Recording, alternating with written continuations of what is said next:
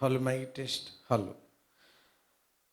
ప్రభు నందు ప్రేమైనటువంటి దేవుని బిడలారా, దేవుడు మనలందరినీ ప్రేమించి ఈ శ్రేష్టమైన దివ్యమైన సమయాన్ని దేవదేవుడు మనందరికీ దయచేసినందుకు మన మధ్యలో మనలో ఉన్న యేసయ్యకి మొట్టమొదటిగా నా హృదయపూర్వకమైన వందనాలు యేసయ్యకి చెల్లిస్తూ ఉన్నాం. మీరు కూడా శ్రద్ధ భయభక్తులు కలిగి మంచి ఫలములు ఫలించి యుగయుగాలు పరలోకపు తండ్రితో ఆనందించాలన్న ఆశ కలిగి దేవుని సన్నిధిలో కూర్చున్న మిమ్మలను అభినందిస్తూ అందరికీ ప్రభు పేరిట హృదయపూర్వకమైన వందనాలు మీకు తెలియచేస్తున్నాను. దేవుని బిడ్డలారా, మనము ఈరోజు మార్కు సువార్త 14వ అధ్యాయము 32వ వచనం నుండి 42వ వచనం వరకు ధ్యానం చేయబోతున్నాం. ఈ ధ్యాన భాగము అంతటికి ఒక పేరు పెట్టడం జరిగింది: భారముతో కూడిన ప్రార్థన, నిద్ర. ఈ యొక్క భాగములో 2 సబ్ అంశాలు మనం చూస్తాం. 32వ వచనం నుండి 36వ వచనం వరకు ప్రభువులో కనబడిన ప్రార్థన భారం చూస్తాం.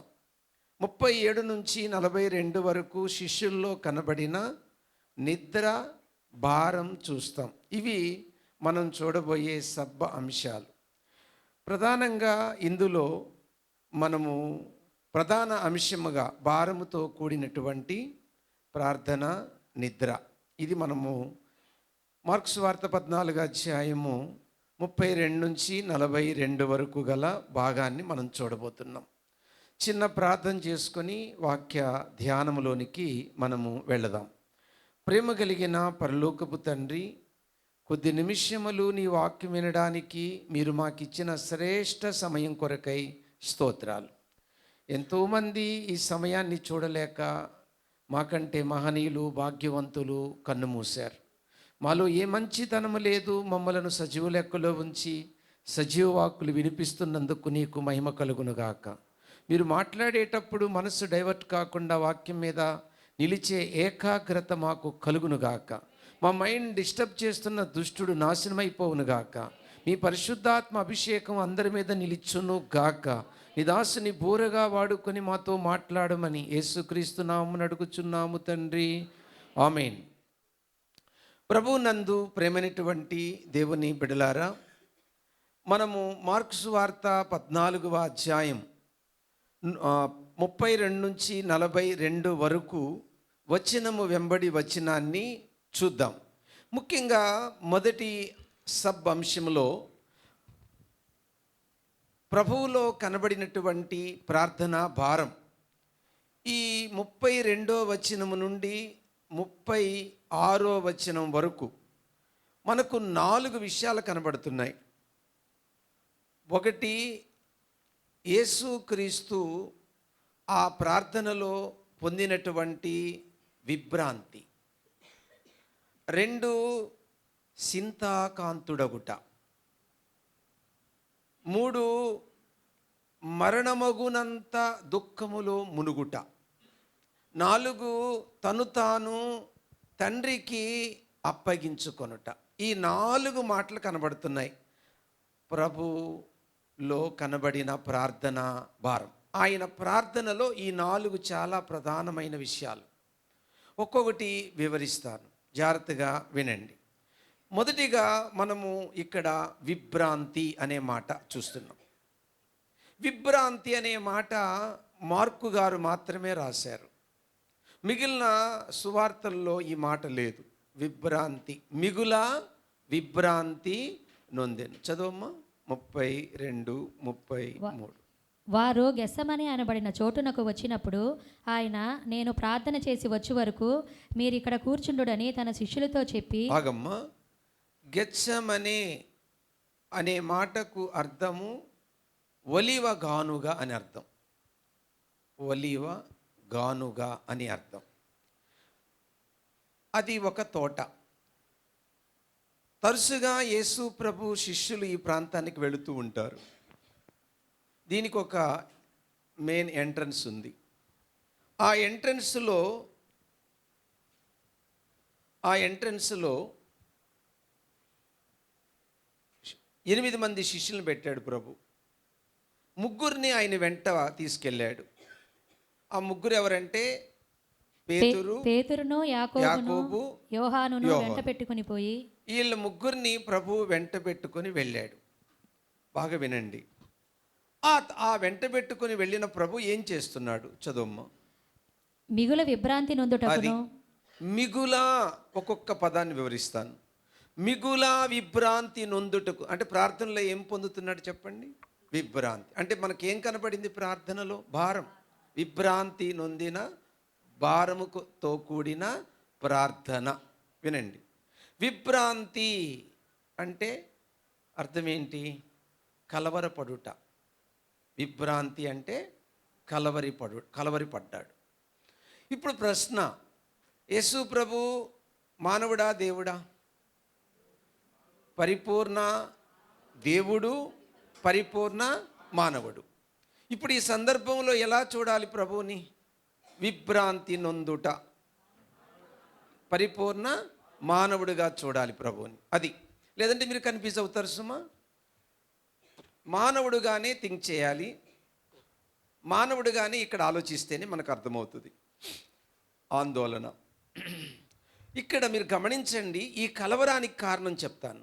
ఎందుకు యేసు ప్రభు కలవరపడ్డాడు? మానవుడే, బట్ ఎందుకు కలవరపడ్డాడు? సృష్టిలో దేవుని బిడ్డలారా, ప్రధానంగా గుర్తుపెట్టుకోవాల్సిన విషయం ఏంటంటే, సృష్టిలో అంటే దేవుడికి ఆది లేదు, అంతము లేదు.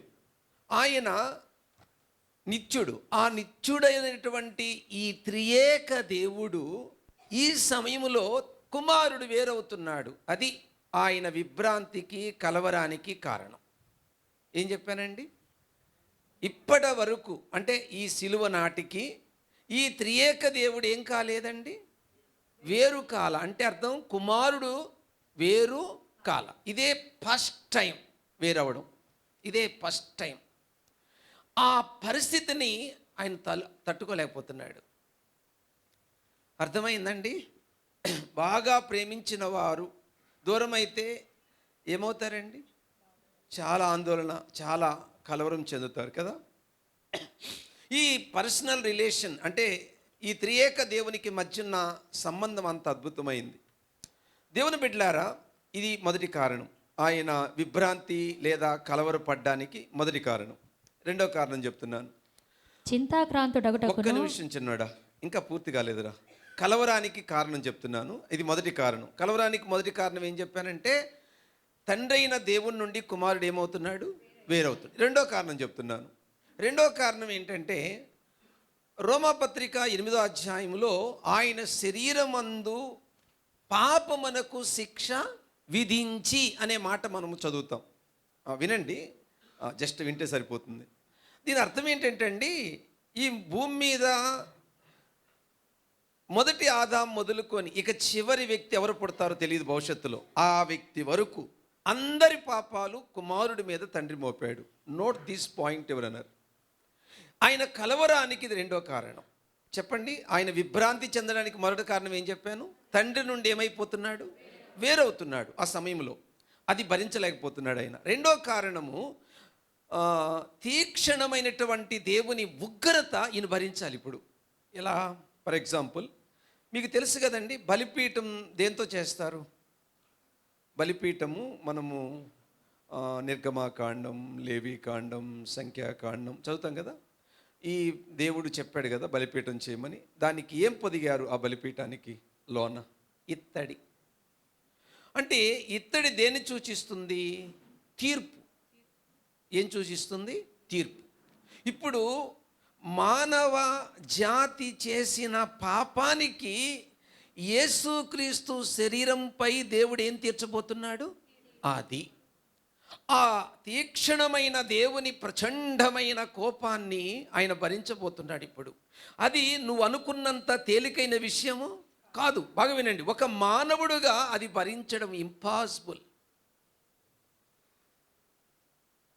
అందుకని ఆయన విభ్రాంతి నొందాడు లేదా కలవర పడ్డాడు. ఎన్ని కారణాలు చెప్పాను? రెండు. మూడో కారణం చెప్తున్నాను, చాలా జాగ్రత్తగా వినండి. యేసు ప్రభు ఈ టైంలో పరిపూర్ణ మానవుడుగా అలా విభ్రాంతి చెందాడు. ఎన్ని కారణాలు చెప్పాను?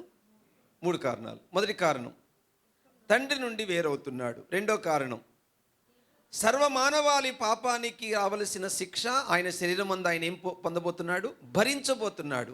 మూడో కారణం, ఒక మనిషిగా, ఒక మానవుడుగా ఈయన విభ్రాంతి చెందాడు. ఓకే, అయిపోయింది. ఇప్పుడు రెండో విషయానికి వెళ్దాం. చదవమ్మా. చింతాక్రాంతుడగుటకును ఆరంభించింది. ఇక రెండో మాట ఏముంది అని అంటే చింతాకాంతుడు అన్న దిగులు అన్న రెండు ఒకటే పర్యాయ పదాలు తెలుగులో. దిగులు పడ్డం అన్నా చింత పడ్డం అన్నా ఒకటే. చింత గురించి వివరంగా చెప్తా తర్వాత. నేను ముందు ఈ పాయింట్స్ అన్నీ వివరించాక చింత గురించి చెప్తాను. చాలా జాగ్రత్తగా వినండి. ఇక్కడ కలవరపడ్డం లేక ఆందోళన చెందడం. ముందు కలవరం చూసాం, ఇప్పుడు ఆందోళన. ఒక విషయము పదే పదే గుర్తొస్తే దాన్ని ఏమంటారండి? చింత. Good answer. వినండి. ఇప్పుడు మళ్ళీ రిపీట్. ఏంటి? తండ్రి నుండి ఏమవుతున్నాడు? అది పది పదే ఆయనకి ఏమొస్తుంది? గుర్తొస్తుంది. కాబట్టి చింతాకాంతుడయ్యాడు. ఓకే, మళ్ళీ సెకండ్ పాయింట్, అందరి పాపం ఆయన మీద మోపబడుతుంది. అతీక్షణమైన ఉగ్రతకు ఆయన ఏం కాబోతున్నాడు? గురి కాబోతున్నాడు. అది పదే పదే ఆయనకి ఏమొస్తుంది? గుర్తొస్తుంది. చింతకు రెండో కారణం. 3 చెప్పాలి. పరిపూర్ణ మానవుడుగా. ఇప్పుడు దీన్ని బట్టే ఏమర్థం అవుతుంది? మనిషి అనేవాడికి చింత ఉంటుందా? ఎవరు మాట్లాడట్లేదు. మనిషి అనేవాడికి చింత ఉంటుందా? అప్పుడప్పుడు ఈ మనిషికి కొంచెం కూడా చింత లేదు, అసలు మనిషో పశువు అంటుంది మా అమ్మని మా నాయన అప్పుడప్పుడు. ఎవరికి చింత ఉండదో, ఎవరు ఆలోచించరో వాళ్ళు ఏమంటారు? మనిషి కాదు పశువు అంటుంటారు. నేను చాలాసార్లు విన్నాను అమ్మ నాన్నతో అన్నప్పుడు ఆ పదం. ఓకే, వినండి. కాబట్టి ఈ సెకండ్ థింగ్ బాగా థింక్ చేయండి. యేసు ప్రభు చింతపడుతున్నాడు. ఎవరి కోసం? సర్వమానవాళ్ళ కోసం. ఆయన చింతలో ఒక భావగర్భితమైన భావం ఉంది. నేను తర్వాత వివరిస్తాను. ముందు ఈ పాయింట్స్ చెప్పాక వివరిస్తాను. ఓకే, మూడో కారణం ఏంటంటే మరణమగునంతగా దుఃఖపడుట. ఓకే, మీకు ఆల్రెడీ పీడిఎఫ్ పంపించాను, రిఫరెన్స్లతో సహా ఇచ్చాను, ఏ వచనం దగ్గర ఏ పాయింట్ ఉందో ఇచ్చాను. కాబట్టి మీరు ఏమి వెతుక్కో అక్కర్లేదు. అర్థమైందా? అరటిపండు నోట్లో ఉంది, నవిలి మింగండి మీరు అంతే. వినండి. ఇక్కడ థర్డ్ పాయింట్ చెప్పండి. మరణమగునంతగా. చెప్పండి అందరూ. మరణమగునంతగా ఆయన దుఃఖములో మునుగుట. దీన్ని కొంచెము డెప్త్గా కొంచెం లోతుగా చూద్దాం. చదువు పాప. లూకాసు 22:44. ఆయన వేదన పడి ఆయన దుఃఖము వేదన ఎలా ఉందయ్యా అంటే, చదువు తల్లి. ఆయన వేదన పడి మరింత ఆతురముగా ప్రార్థన చేయగా ఆయన చెమట నేల పడుచున్న గొప్ప రక్త బిందువుల వలె ఆయన. విన్నారండి? ఆయన చెమట నేల పడుతున్న గొప్ప రక్త బిందు ఆయన. బా, ఎంత కరిగిపోయాడండి దేవుని బిడ్డలారా. ఆ ప్రార్థనలో తల్లడిల్లిపోతున్నాడు కదా. దీన్ని ఇలా కూడా చెప్పొచ్చు. విభ్రాంతికి ఏమని చెప్పాను? మరొక పర్యాయ పదము కలవరం. చింతకు మరొక పర్యాయ పదం ఏం చెప్పాను? ఆందోళన. ఇప్పుడు దుఃఖములో మరణమగునంత దుఃఖములో మునుగుట, దీనికి ఒక పర్యాయ పదం చెప్తున్నాను. తండ్రైన దేవుడు కుమారుడైన యేసు ప్రభు మీద మోపిన ఆ భారము కింద తల్లడిల్లిపోతున్నాడు. ఏమన్నాను? తండ్రైన దేవుడు కుమారుడైన యేసు ప్రభుపై మోపిన ఆ భారము కింద తల్లడిల్లిపోతున్నాడు. అది మరి ఒక అర్థం. ఎంత భయంకరమైన వేదనండి బాబు. ముళ్ళు గుచ్చుకుంటేనే కేకలు పెడతాం కదా. కొన్ని శరీరంలో బాధలు భరించలేక, వద్దు ఈ బాధ, ఈ నరకం నేను చూడలేను, నన్ను తొందరగా ఏ మందు పెట్టావు చంపేయండి అంటుంటారు పక్కన వాళ్ళని. డాక్టర్లు ఎంత యాంటీబయాటిక్ వాడినా, ఎన్ని పెయిన్ కిల్లర్స్ మెడిసిన్ ఇచ్చినా ఆ పెయిన్ తగ్గకపోతే వీళ్ళనే భాష ఇదే, నన్ను తొందరగా మందు పెట్టైనా చంపేయండి, నేను ఈ నరకం చూడలేను. ఏమండి, ఇక ఈ ప్రపంచములో ఎన్ని బాధలున్నాయో, ఎన్ని కష్టాలున్నాయో, ఈ ప్రపంచంలో మనుషులందరూ ఎన్ని రకాల పెయిన్ లేక నొప్పి అనుభవిస్తారో అదంతా ఒకే మనిషి అనుభవిస్తున్నాడు. అది అర్థం చేసుకోవాలి మీరు. ఒకే మనిషి ఆ పరిపూర్ణ మానవుడిగా వచ్చిన దేవుడు అనుభవిస్తున్నాడు. అదండి దేవుని బిడ్డలారా, ఇలాంటి పరిస్థితి యేసు ప్రభు ఈ గెత్సెమనే తోటలో అనుభవిస్తున్నాడు. ఆ బాధ షేర్ చేసుకోవడానికి ఆ ముగ్గురిని ప్రార్థన చేయమన్నాడు. పాపం వాళ్ళు, నేను తర్వాత చెప్తాను వాళ్ళు ఎందుకు నిద్రపోయారు, కానీ హాయిగా నిద్రపోయారు. ఎవరైనా ఘోరాతి ఘోరమైన, అంటే వాళ్ళు ప్రేమించిన వారండి, కొడుకు కానీ భర్త కానీ భార్య కానీ ఘోరమైన ప్రమాదంలో ఉంటే నిద్ర వస్తుందండి ఎవరికైనా? మరి వీళ్ళకి ఎందుకు వచ్చింది నిద్ర? మరి అక్కడ దాకా ఆగాలి మీరు, రెండో భాగం దాకా ఆగాల. ఏమండి వినండి జాగ్రత్తగా. ఇప్పుడు ఫోర్త్ వన్, 4వ పాయింట్కి వస్తున్నాను. యేసు ప్రభు ఆ టైంలో ఏం చేశాడు? 1, మిగిలా విభ్రాంతి నొందాడు. 2, నాన్న ఆ పాయింట్స్ నోట్ చేసుకోండి. 2, చింతాకాంతుడయ్యాడు. 3, మరణమగునంత దుఃఖములో మునిగిపోయాడు. ఈ పరిస్థితిని ఏం చేశాడు చూద్దాం. నువ్వు నేనైతే ఏం చేస్తాం? చావో రేవో, మాట్లాడితే సూసైడ్.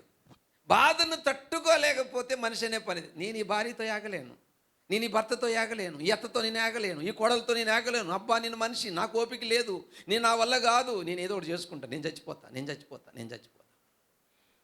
ఒక సమస్య మన ఎదుట ఉన్నప్పుడు దాన్ని ఎలా హ్యాండిల్ చేయాలో నేర్పించాడు యేసు ప్రభు.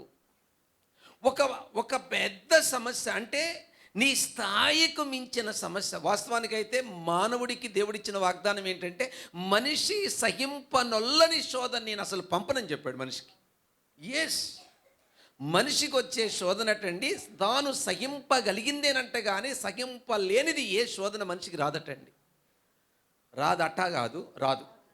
అట్ట అంటే మళ్ళీ కథ అయిపోద్ది, తప్పది, సారీ, రాదు. ఆ మాట యేసు ప్రభు పరిశుద్ధాత్మ దేవుడు పౌలు ద్వారా రాయించాడు. కొరింథీ పత్రిక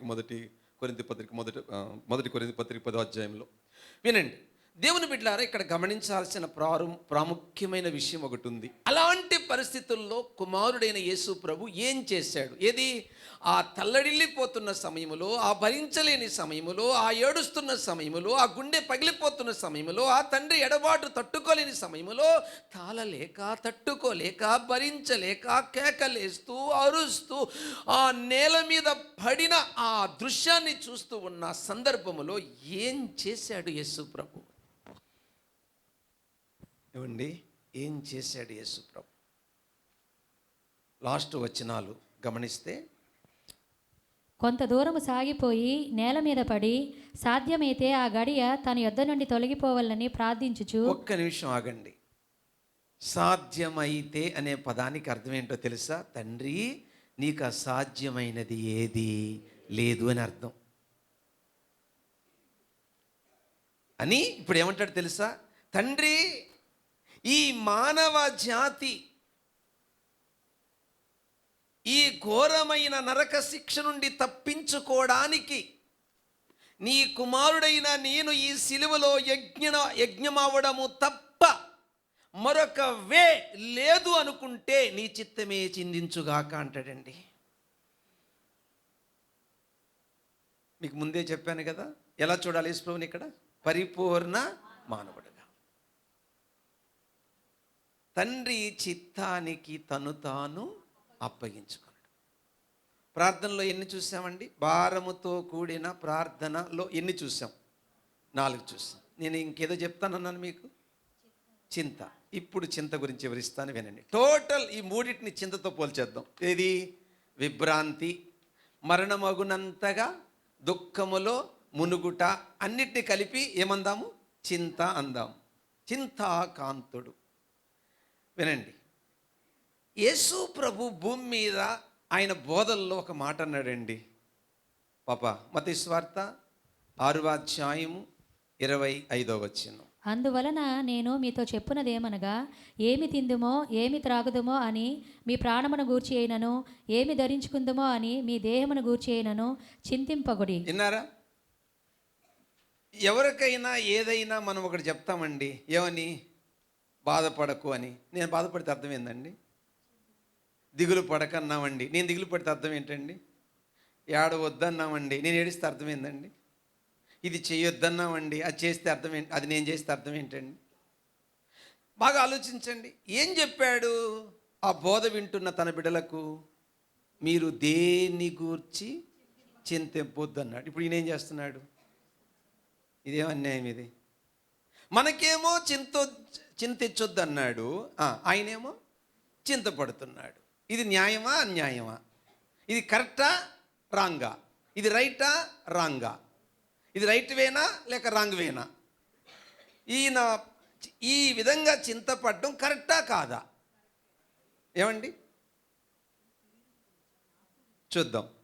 పేతురు రాసిన మొదటి పత్రిక 5వ అధ్యాయము 7వ వచనం. ఆయన మిమ్మల్ని గూర్చి చింతించుచున్నాడు గనుక. విన్నారా? మనల్ని ఎందుకు చింతించొద్దన్నాడు? చదువు పాప పూర్తిగా. మీ చింత యావత్తు ఆయన మీద వేయుడి. అర్థమైందా? మనల్ని ఎందుకు చింతించొద్దన్నాడంటే, చింతించే నేనున్నా మీకోసం. గట్టిగా చప్పట్లు కొట్టండి. నీ కుటుంబం కోసం, నీ పిల్లల కోసం, నీ బిడ్డల కోసం, నీ భవిష్యత్తు కోసం, నీ జీవితం కోసం చింతించే ఒకడును నేనున్నాను. అందుకే యేసయ్య లోకంలో పుట్టగానే భలే పాట రాశాడు కదా ఆయన. ఎవరు? చింతలేదిక.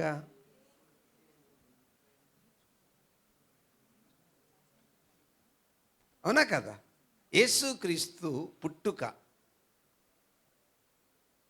మనకేం తీసేసిందండి? చింత. మరి మీరు మౌనంగా ఉన్నారా ఏంటి? చింత లేకుండానే ఉన్నారా? బాగా వినండి. ఒకవేళ యేసు ప్రభువు కానీ ఈ గెత్సేమనే తోటలో ఇంత చింతాకాంతుడు కాకపోయుంటే మన గతి ఏంటో చెప్తాను ఇప్పుడు. యెషయా గ్రంథం 33వ అధ్యాయం 14వ వచనం. సియోనులోనున్న పాపులు దిగులు పడుచున్నారు. విన్నారా? విన్నారండి? ఆగు పాప, విన్నారా? సియోనులో ఉన్న పాపులు ఏం చేస్తున్నారట? దిగులు పడుతున్నారు. యేసు దిగులు చింత ఒకటని చెప్పాను కదా, కన్ఫ్యూజ్ అవ్వద్దు. యేసు ప్రభు గాని గెత్సేమనే తోటలో చింత పడకపోయి ఉంటే మన పరిస్థితి ఏంటండి? లైఫ్ లాంగ్ దిగులు. ఇంతకు దిగులుకు కారణం చూద్దాం. మన దిగులుకి మన చింతకి కారణం ఏంటి? చదువు పాప, అదే కన్ను చేయి. సియోనులోనున్న పాపులు దిగులు పడుచున్నారు, వణకు భక్తిహీనులకు పట్టెను. మనలో ఎవడు నిత్యము దహించు అగ్నితో నివసింపగలడు? ఏమండి? యేసు ప్రభు గాని గెత్సేమనే తోటలో చింతాకాంతుడు కాకపోతే మనిషి లైఫ్ లాంగ్ చింత పడుతూనే ఉండాలా? ఎందుకు? దేవుని దగ్గరికి వెళ్ళాలని ఆశ ఉంది కానీ వెళ్ళా లేడు. దేవుని సన్నిధిలో నిలబడాలని ఉంది కానీ నిలబడా లేడు. దేవుణ్ణి చూడాలని ఉంది కానీ దేవుణ్ణి చూడా లేడు. ఆ పరిశుద్ధమైన ఆ దహించు అగ్ని ఆ యొక్క దైవ సన్నిధిలో అడుగు పెట్టాలి అనంటే నీ కొరకు ఆయన చింత పడితేనే, నీ కొరకు ఆయన చింతాకాంతుడైతేనే, నీ కొరకు ఆయన విభ్రాంతి చెందితేనే, నీ కొరకు ఆయన రక్త బిందువుగా చెమట భూమి మీద వేస్తేనే, నీ కొరకు ఆయన ప్రభు తండ్రైన దేవుడు మోపిన భారము కింద ఆయన తల్లడిల్లితేనే నీవు దేవుని సన్నిధిలో పరలోకములో అడుగు పెట్టగలవు. ఇక ఏరే వే లేదండి, ఏరే మార్గం లేదు.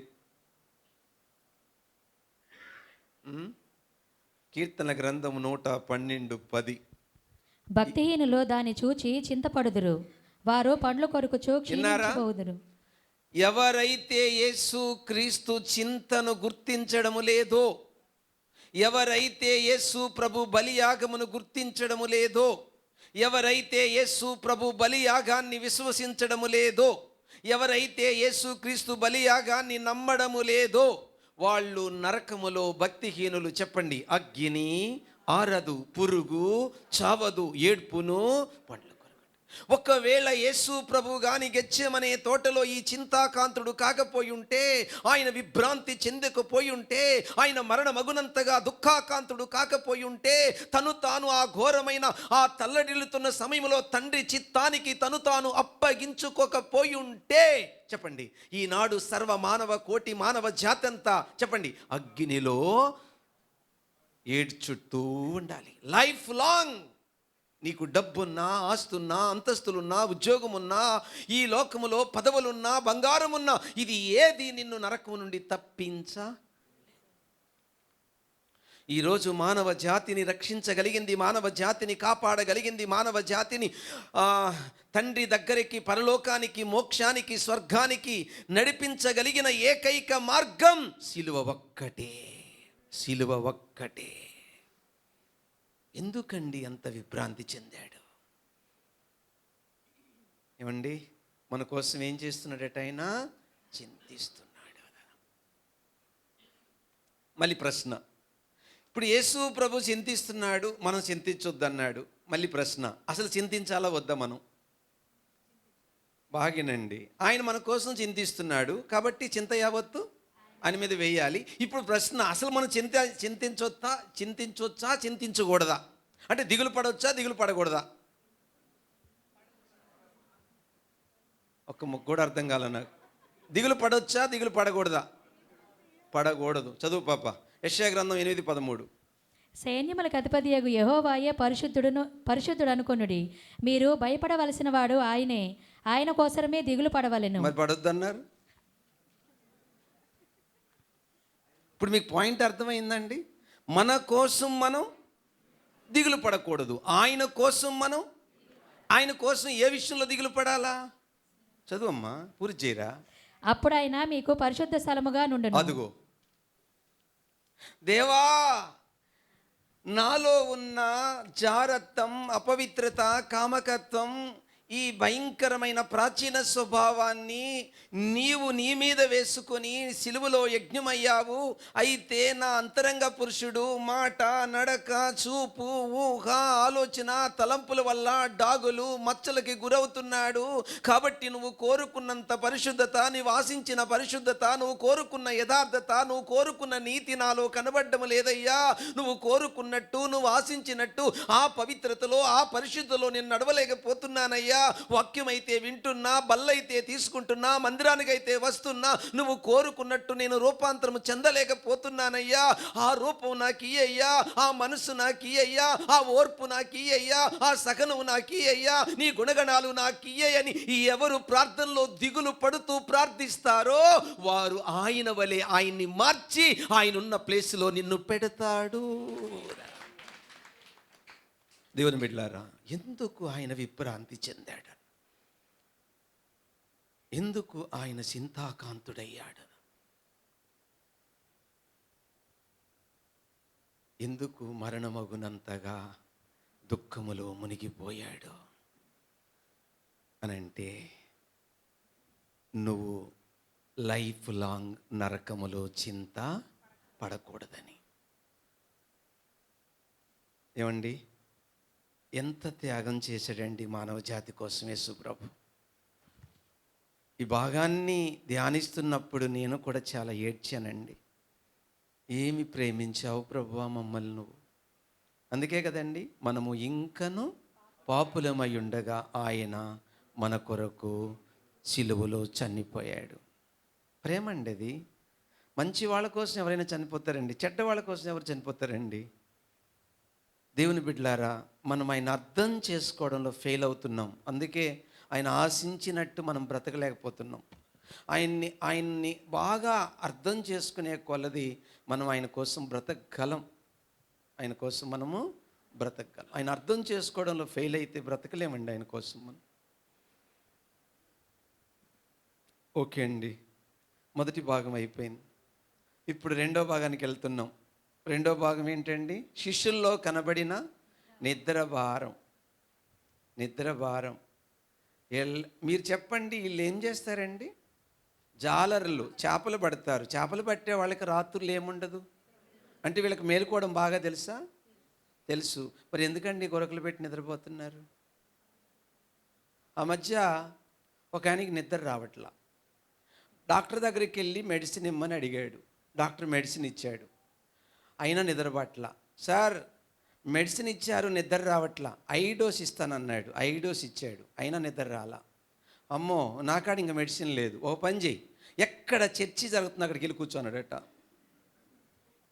నీకు దానికి మించిన మెడిసిన్ లేదని, నాట్ జోక్, సీరియస్గానే జరిగింది ఇది. సరే మొత్తానికి ఆయన చర్చికి వెళ్ళాడు, కూర్చున్నాడు. ప్రపంచంలో ఏ వైద్యుడు బాగు చేయలేకపోయాడు అతన్ని.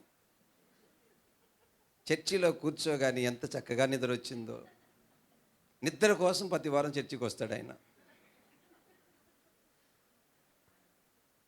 ఇప్పుడు మీకు ఏమర్థమైంది చెప్పండి? నిద్ర అనే దెయ్యము ఒకడున్నాడు. నిద్ర అనేది ఒక దెయ్యం, గుర్తుపెట్టుకోండి. నువ్వు ప్రార్థనలో నిద్రిస్తున్నావంటే దెయ్యం పట్టింది అని అర్థం. లేక దెయ్యము లో నుండి ఏం పట్టడు, పూనేడని అర్థం.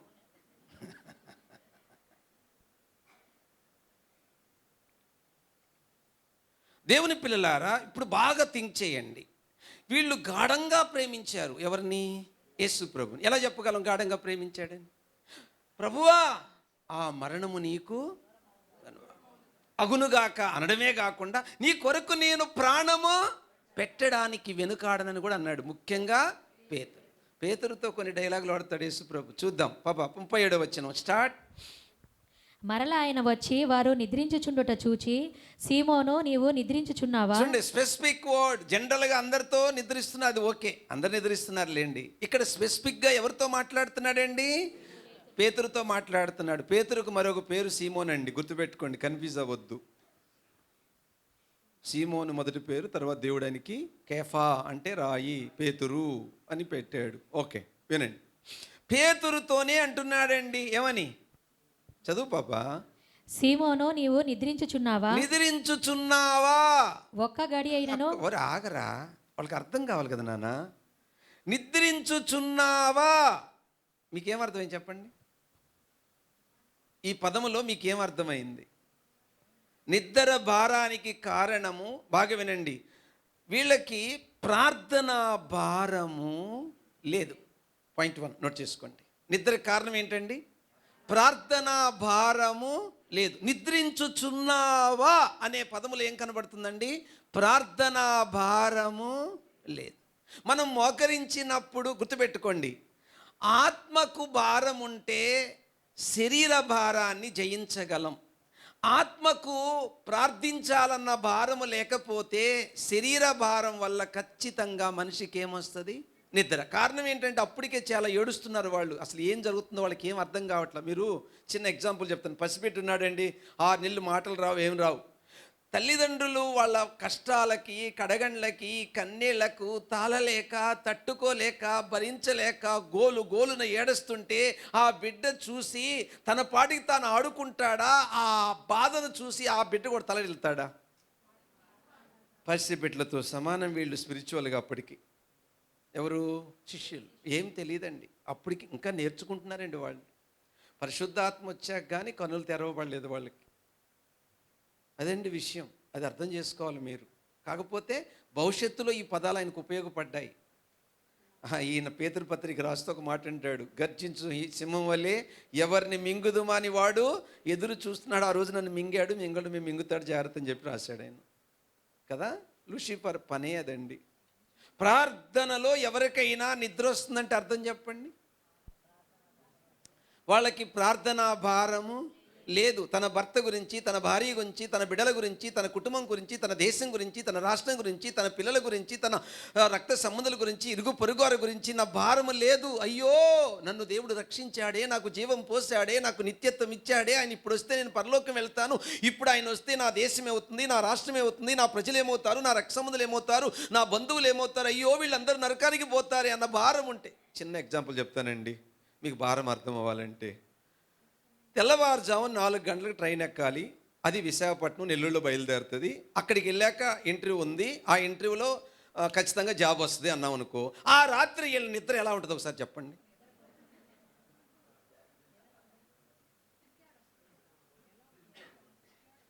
ఆ రాత్రి వీళ్ళ నిద్ర ఎలా ఉంటుందో ఒకసారి చెప్పండి. ఇన్నిసార్లు టైం చూస్తారు, వీళ్ళకే తెలియదు. అసలు నిద్ర పట్టుద్దా వీళ్ళకి? ఇప్పుడు మీకు ఏమర్థమైంది? ఒక భారము వీళ్ళకి ఏం లేకుండా చేసింది? నిద్ర లేకుండా చేసింది. ఇప్పుడు చెప్పండి, వీళ్ళకి ఏమీ లేదు, భారము లేదు. ఏ భారం లేదు? ప్రార్థనా భారం లేదు. ఆయనకేముంది? ప్రార్థనా భారం ఉంది. అందుకే ఆయన ఏం పోలేదు, నిద్రపోలే. వీళ్ళు ఎందుకు నిద్రపోయారు హాయిగా? అదండి ఉదయాన్నే దుప్పడదన్ని ఎవరు నిద్రపోతున్నారో వాళ్ళకి ఎవరికి ప్రార్థన భారం లేదండి. ఉదయాన్నే లేచి ఎవరు ప్రార్థిస్తున్నారో వాళ్ళందరూ ఆత్మల భారం కలిగిన వాళ్ళు ఖచ్చితంగా పరలోకంలో ప్రతిఫలం వాళ్ళు పొందబోతున్నారు. ఉదయాన్నే లేచి ఏ బిడ్డ నశించిపోతున్న తన కుటుంబము కొరకు, తన భర్త కొరకు, భార్య కొరకు, పిల్లల కొరకు, బంధువుల కొరకు, దేశము కొరకు, రాష్ట్రము కొరకు, ప్రజల కొరకు ఏ బిడ్డ దేవుని సన్నిధిలో భారం కలిగి ప్రార్థిస్తున్నారో వారు దైవ సన్నిధిలో దేవుని నుండి అద్భుతమైన ఫలములు పొందబోతున్నారు.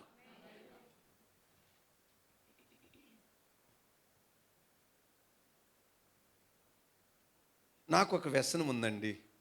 త్రాగుడు, జోదము, బూతులు మాట్లాడటము, వడ్డీలు కీయడము, ఏదో ఒక వ్యసనం ఉందండి. ఈ వ్యసనం నాకున్నప్పుడు నాకేం కలగాలండి చెప్పండి? భారం. ఏ భారం?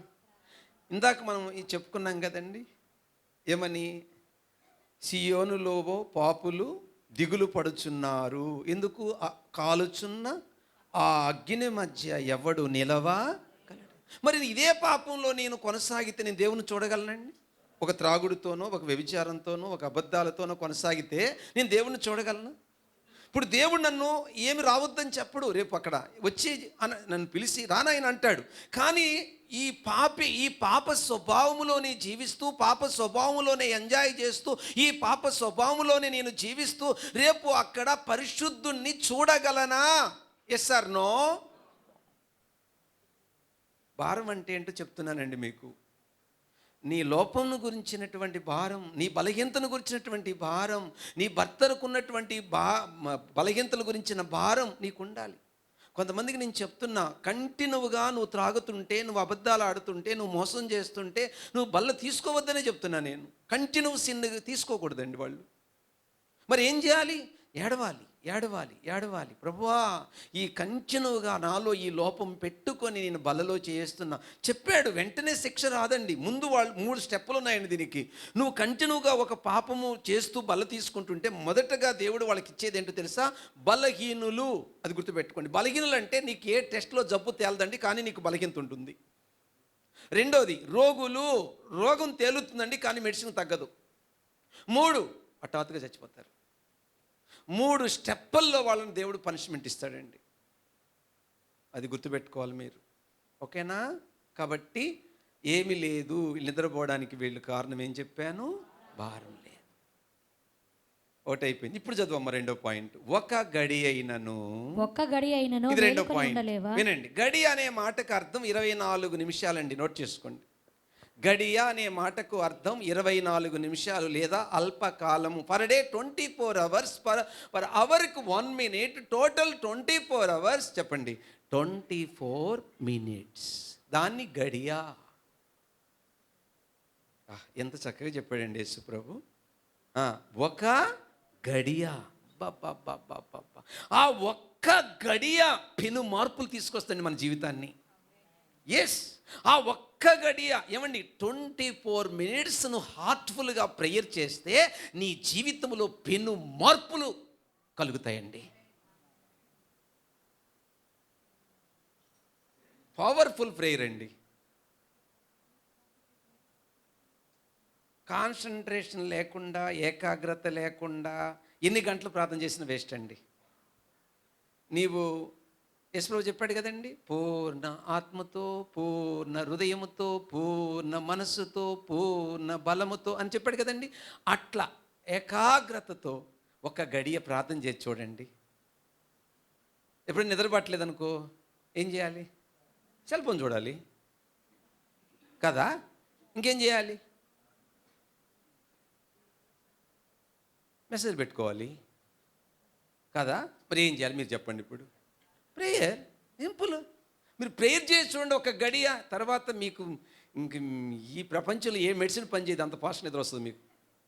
అవునండి, నేను అదే చేస్తానండి. నాకు నిద్ర పట్టలేదంటే ఇంక మోకాళ్ళు వేయడమే. బైబిల్ ధ్యానం చేయడం, మోకాళ్ళు వేయడం.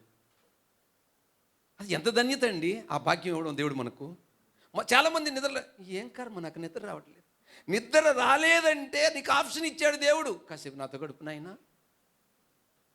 ఏదో ఉందండి మనలో బలహీనత, ఏదో దాన్ని జయించాలంటే కాసేపు దేవునితో మనం ఏం చేయాలి? గడపాలి. అసలు ఎంత చక్కగా చెప్తాడండి అక్కడ.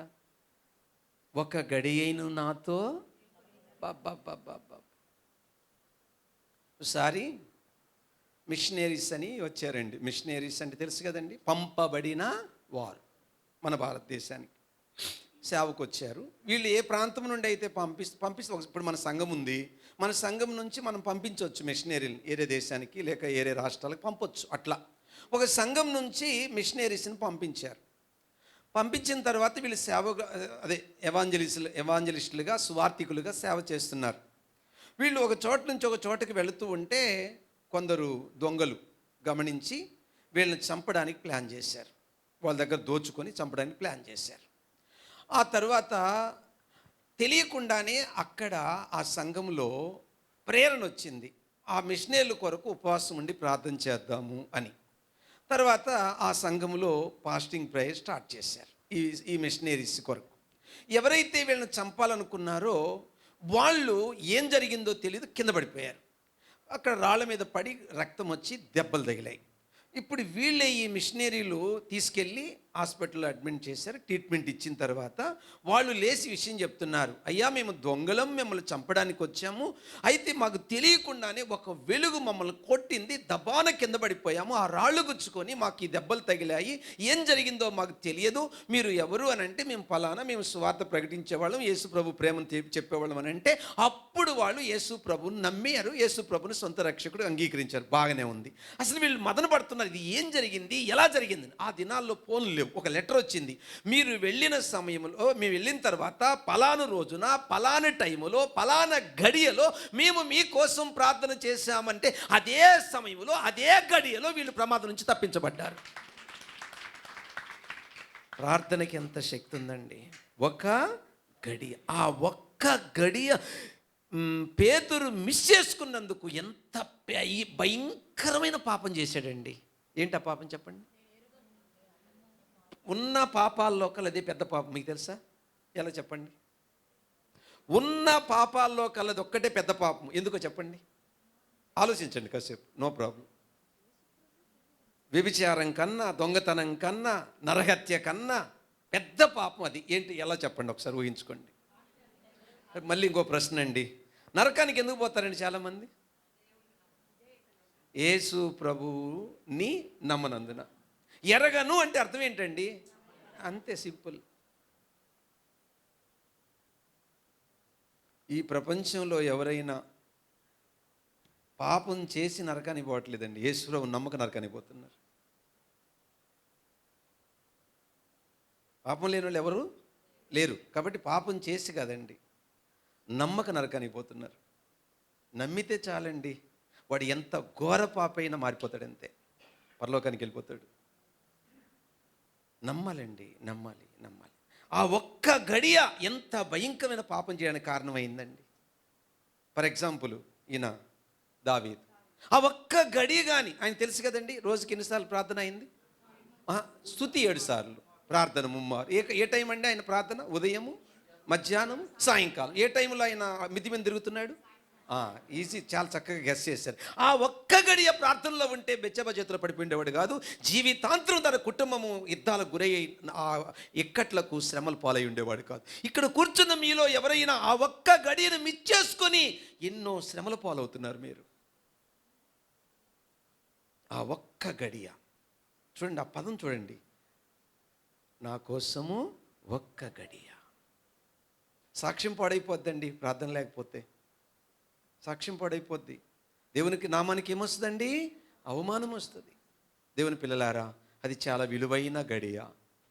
సో పాయింట్ 2, ప్రార్థన విలువ తెలియనందున. పాయింట్ 1 ఏం చెప్పానండి?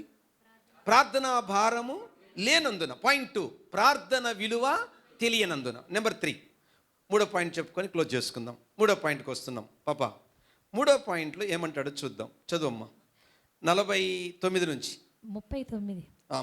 తిరిగిపోయి ఇంతకు ముందు పలికిన మాటలనే పలుకుచూ ప్రార్థించెను. వినండి, ఎన్నిసార్లు ప్రార్థన చేశాడండి యేసు ప్రభు?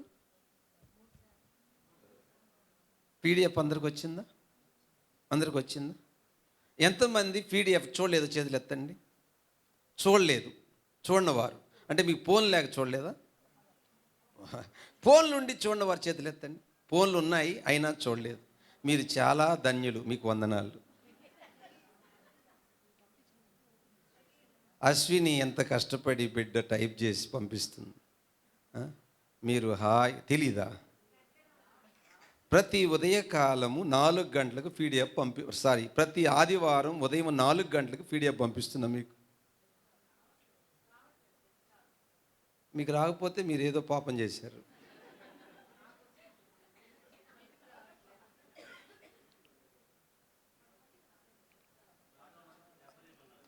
ఎవరికి రాలేదో నా గ్రూపులో లేరైతే మీరు, నేను మీకు ముందే చెప్పాను నా గ్రూపులో ఉండాలి మీరు అని.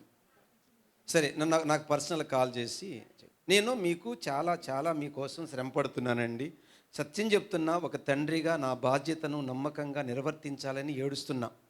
నేను ఎర్లీ మార్నింగ్ లేచి నేనేమేం చేస్తానో వినండి. మీకు ఒక బృందం పెట్టాం. ఆ బృందం ప్రతి నెల మీకు కాల్ చేసి మీకోసం ప్రార్థన చేస్తున్నారు. అది జరుగుతుందా లేదా? 2, ఎర్లీ మార్నింగ్ ప్రేయర్ వారిస్ అని ఒక యాప్ పెట్టాం గూగుల్ యాప్లో. మీకు అందరి కోసం పేర్లు పెట్టి ప్రార్థన చేస్తున్నారు. అది తెలుసా మీకు? నెంబర్ 3, నెలకొకసారి 2వ శనివారం సంఘమంతా కూడుకొని మీ అందరి కుటుంబాల పేర్లతో సహా ప్రేయర్ చేస్తున్నారు. తెలుసా మీకు? నెంబర్ 4, నేను మీ పేర్లు నా డైరీలో రాసుకొని పేర్లు చదువుతూ మీకోసం ప్రార్థన చేస్తున్నాను. తెలుసా మీకు? నెంబర్ 5, ఎర్లీ మార్నింగ్ మీ అందరికీ అనుదిన జీవాహారం ఒకటి పంపిస్తున్నా. అది తెలుసా మీకు? నెంబర్ 6, 5 వారములో 5 రోజులు ఉదయాన్నే లేచి శుతికోటములో వాక్యం చెప్తున్నా. అది తెలుసా మీకు? తెలీదా? అయితే పరలోకం వచ్చాక తెలుసుకోండి.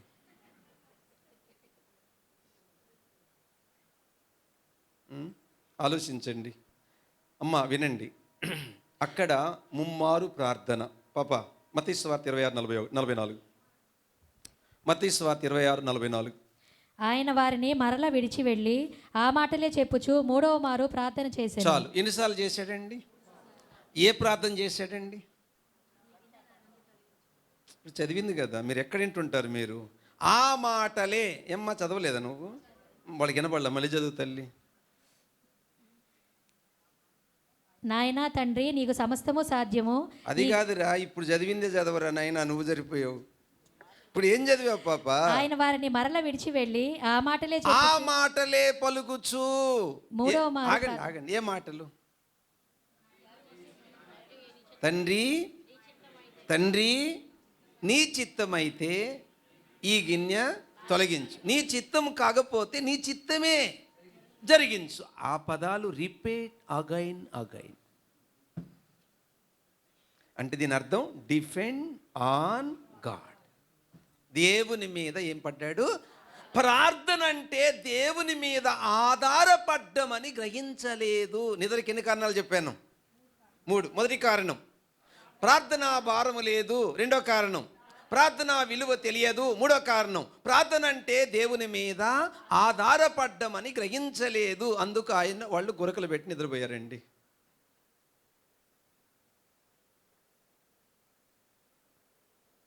అర్థమైపోయింది కదా? యేసు ప్రభువులో ఏం చూసాం? ప్రార్థన భారం. శిష్యుల్లో ఏం చూసాం చెప్పండి? నిద్ర భారం. యేసు ప్రభువులో ప్రార్థనా భారం, శిష్యుల్లో నిద్ర భారం. ఇప్పుడు తేడా వచ్చేసిందిగా. ఈ నువ్వు నేను నిద్రపోతున్నామంటే ఏంటి? భారం లేదు. చెప్పండి, ఏం లేదు? భారం లేదు. నేను సముద్రం ఒడ్డున నడిచిపోతా ఉన్నా. నాకు యేసయ్య ఎదురొచ్చాడు. నా నెత్తి మీద పెట్టుంది. యేసయ్య పెట్టి తీసుకున్నాడు. యేసయ్య నెత్తి మీద పెట్టుకున్నాడు. పెట్టుకున్న తర్వాత నేను అంటున్నా, యేసయ్య నేను కదా మొయ్యాలి, నువ్వెందుకు మోస్తున్నావు అన్నాడు. అప్పుడు అన్నాడు, నీ భారం నేను మొయ్యాలి, నా భారం నువ్వు మొయ్యాలి. చాలా చిన్నోడు నేను. తర్వాత అర్థమైంది సేవకు వచ్చాక.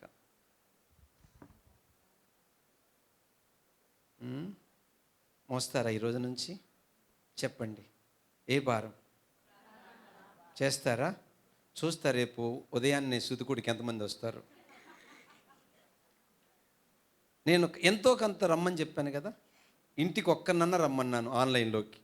భారం ఉండాలి కదా మన దేశం మీద, మన రాష్ట్రం మీద. దేవుళ్ళు ఎక్కడెక్కడ నీ నీ బంధువులు, నీ తోబుట్టువులు, నీ రక్త సంబంధులు, నీ భర్త, నీ భార్య, నీ పిల్లలు, నీ పక్కింటోళ్ళు, నీ స్నేహితులు నరకానికి పోతే నిన్ను అడగడా దేవుడు? నువ్వు అడగడం అంటే అర్థం ఏంటండి? ఇప్పుడు ఇద్దరు స్నేహితులు ఉన్నారు, ఆ స్నేహితుడు ఏదో జరిగింది, ఈ పక్క స్నేహితుని తల్లిదండ్రులు ఏమంటారు? ఎరే నీ స్నేహితుడు కదరా, వాడు అలా పాడైపోతుంటే కనీసం నువ్వు ఎందుకురా వాడిని గద్దించి అంటారా లేదా? మాట సామెత. ఆ తండ్రి మనల్ని అలాగే అడగడండి రేపు అక్కడ మనల్ని. భారం ఏదండి మనకు? మీరు విన్నారు కదండి ఇప్పుడే ఆ ఒక్క గడియ. వినండి, ఒకసారి నేను హఠాత్తుగా, అంటే నాకు అట్లా వస్తుందండి ప్రేరణ వచ్చింది ఒక ఆమె కోసం ప్రేయర్ చేయాలని. వెంటనే మోకరించి గట్టిగా యేసునామములో గద్దిస్తూ ప్రార్థన చేశాను. అంటే ఆమె గురించి నాకు తెలుసు కాబట్టి. తర్వాత ఆ సహోదరి ఫోన్ చేసి ఏం చెప్పిందో తెలుసా? పాస్టర్ గారు ఫలానా సమయములో, ఫలానా టైములో, ఫలానా నిమిషాన మీరు నా కోసం ఏమైనా ప్రేయర్ చేశారా అని అడిగింది. నాకు కాసేపు మైండ్ బ్లాక్ అయిపోయింది. అవునమ్మా అన్న. అదే టైములో నేను వంటగదిలో ఏదో శబ్దాలు వస్తే గడగడగడ వణిగిపోతూ ఏం చేయాలో అర్థం కాలేదు పాస్టర్ గారు. ఉన్నట్టే ఉండి ఎక్కడ శబ్దాలు అక్కడ ఆగిపోయాయి, కారణం ఏంటో తెలియట్లేదు అన్నది. ప్రార్థనకున్న పవర్ అలాంటిది.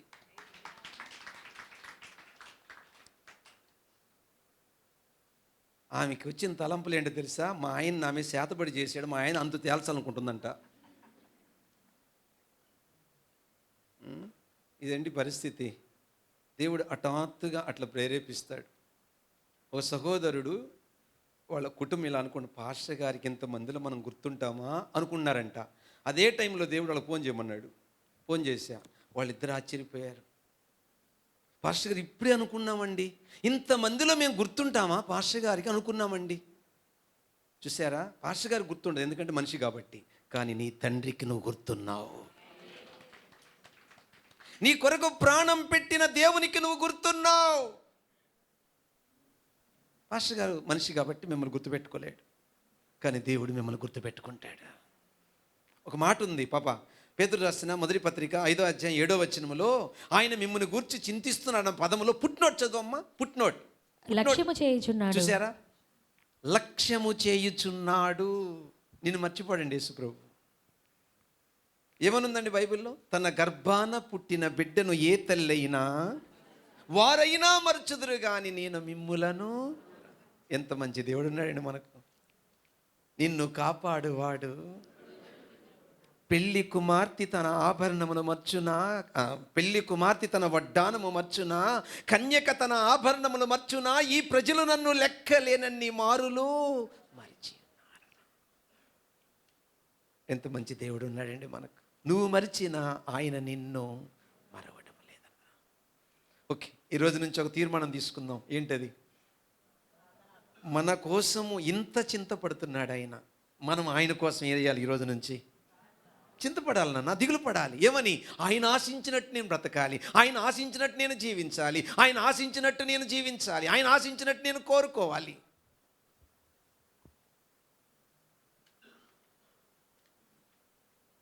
మంచి తీర్మానంతో బల తీసుకుందాం. అందులో లేచి నిలబడదాం.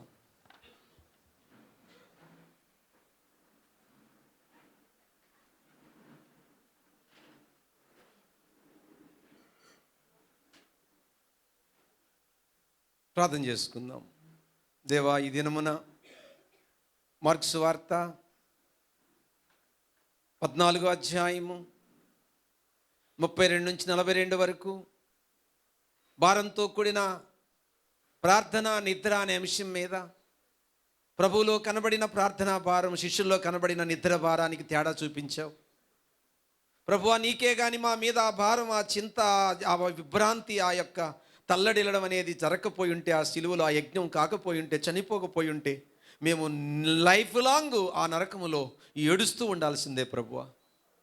మేము నీ ఉండు స్థలములో మేము ఉండాలని, ఇక కష్టాలు చూడకూడదని, ఇక కన్నీళ్లు చూడకూడదని, ఇక వేదనలు చూడకూడదని, ఇక బాధలు చూడకూడదని, ఇక చింతలు చూడకూడదని, శాశ్వతమైన ఇల్లు కట్టడానికి, శాశ్వతమైన నివాసం ఇవ్వడానికి, శాశ్వతమైన ఆరోగ్యం ఇవ్వడానికి, మీరు అమరులు, ఆ అమరత్వం మాకు ఇవ్వడానికి, నిత్యము నీతో ఉండడానికి, నిత్యము నీతో బ్రతకడానికి, కష్టాలు, కడగండ్లు, కన్నీళ్లు లేని రాజ్యములు ఆనందించడానికి మా కోసం ఎంత కుమిలిపోయావు ప్రభువా. ఎంత త్యాగం చేశావు ప్రభువా. నిజంగా మా కోసం నువ్వు ఇంతగా చింతాకాంతుడు అయ్యా అన్న విషయం నాకు అర్థమైతే నీ కోసం కూడా దిగులు పడాలి కదా ప్రభు. మేము ఆయన కోరినట్టు బ్రతకాలి, బ్రతకలేకపోతున్నా, ఆయన ఆశించినట్టు బ్రతకలేకపోతున్నా, ఇంకా ఇంకా ఇంకా ఇంకా ఇంకా నా జీవితంలో ఈ లోపం ఉంది, ఈ బలహీనత ఉంది, ఇది మారాలి, దీన్ని జయించాలి, నాకు ఈ బతుకొద్దు, నాకు ఈ జీవితం వద్దు, నేను బ్రతికితే దేవుని కోసం బతకాలి, అల్పకాల పాప భోగముల కొరకు, నేను క్షణిక జీవితం కొరకు నేను బ్రతకను, నా ప్రభు కోసం చావైనా రేవైనా నేను బ్రతుకుతాను, నా ప్రభు కోసము నాకొద్దు ఈ సినిమా, నాకొద్దు ఈ సీరియల్, నాకొద్దు ఈ డబ్బు, నాకొద్దు ఈ ధనాపేక్ష, నాకొద్దు ఈ అప్పణమైనటువంటి అల్ప సంపాదన, నాకొద్దు, నాకు యెహోవా యందు భయభక్తులు కలిగిందే కావాలి, నాకు పరిశుద్ధత కావాలి, పవిత్ర జీవితం కావాలి, నా ప్రభు వలె నేను బ్రతకాలి, నా ప్రభు లాగా బ్రతకాలి, ఆ ప్రభును గూర్చిన చింత, ఆ ప్రభును గూర్చిన ఆ యొక్క భారం నాకు కావాలి అని ఎంతమంది తీర్మానం చేసుకోవడానికి సిద్ధంగా ఉన్నారు? నోరు విప్పి ఒక్క 2 నిమిషాలు 3 నిమిషాలు ప్రభు బలలో చేయవేయబోతున్నావు బిడ్డా, భారంతో ప్రార్థిస్తావా? ఆయన కోసం దిగులు పడతావా? నీ కోసం దిగులు పడుతున్నాడు. ఆయనలాగా నీ కొరకు ఎవరు తల్లడిల్లారే? ఆయనలాగా ఎవరండి ఆ గజ్జమనే తోటలో చెమట రక్త బిందువుగా మారేలా ఏడ్చారండి? అట్లా త్యాగం చేసిన వాళ్ళు ఎవరున్నారండి? అలా కన్నీరు కార్చిన వాళ్ళు ఎవరున్నారండి? ఇంత మంచి దేవుడు ఎక్కడ దొరుకుతాడండి?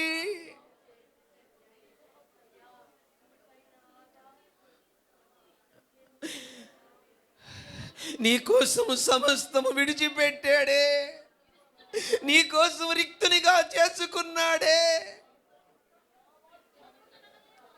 ఆయన కోసం నువ్వు సహించలేవా? ఆయన కోసం నువ్వు భరించలేవా? ఆయన కోసం నువ్వు ఓర్చుకోలేవా? ఆయన కోసం నువ్వు క్షమించలేవా?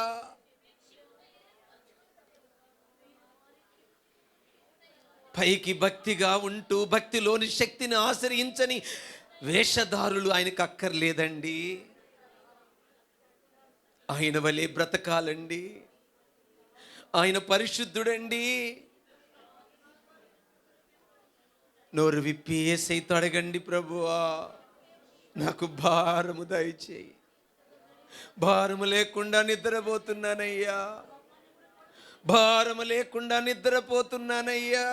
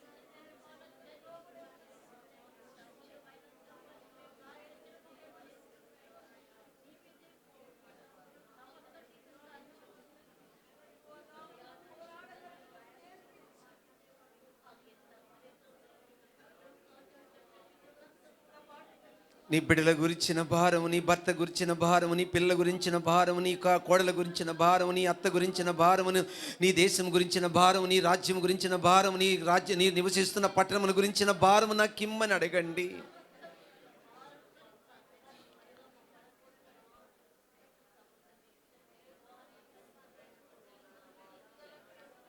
పరిశుద్ధంగా జీవించాలి, పవిత్రంగా జీవించాలి, చెడు వినకూడదు, చెడు మాట్లాడకూడదు, చెడు తలంచకూడదు, దేవుడు ఆశించినట్టు బ్రతకాలన్న భారము నాకిమ్మని అడగండి.